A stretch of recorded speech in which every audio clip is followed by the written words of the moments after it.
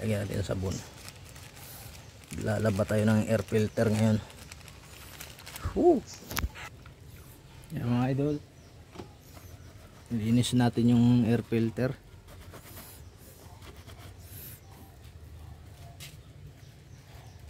At lagyan natin ng ano, Tide powder, no, para pumuti.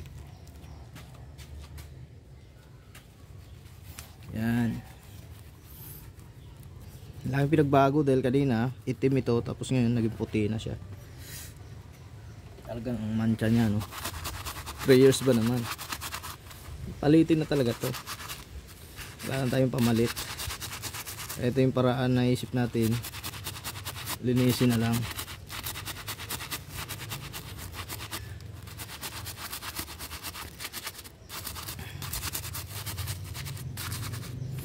Linisin natin. Pasakali ito makatulong din sa ating motor na nag-a-alarm nga siya. Panay alarm, if I alarm. Hindi natin alam kung saan banda yung problema. Nabuksan na natin to. Linisin na natin. Kung alam mo tama itong ginagawa ko, binasa ko tapos nilabhan ko pa. Bibilad na lang natin to. Wala naman siguro maging problema. Hindi lang natin masagad dun sa ilalim kasi malalim siya. Ang ganda sana kung may toothbrush, no.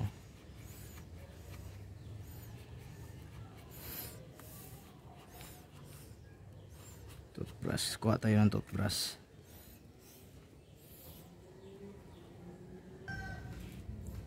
Okay mga idol, continue tayo mga idol sa ating paglilinis.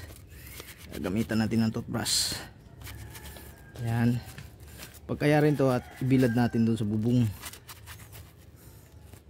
Yun, nagkaganit na. Kita nyo mga idol, oh, ang dumi, oh.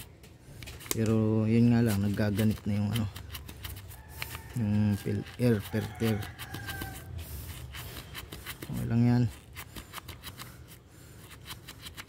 Malinis lang natin to. Itim, ang itim kasi. Bilad natin ito mamaya sa bubong.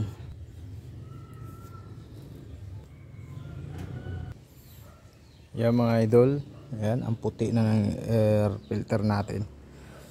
Ngayon ibilad natin doon sa bubong para matuyo. Ayun, ang dami siyang nisnis, no, nagninisnis. Ayan, himulmul. Dahil nga binabrush natin. Okay na mga idol, bilad natin. Pagkatapos at makatuyo, ikabit natin. Ayos. Laro.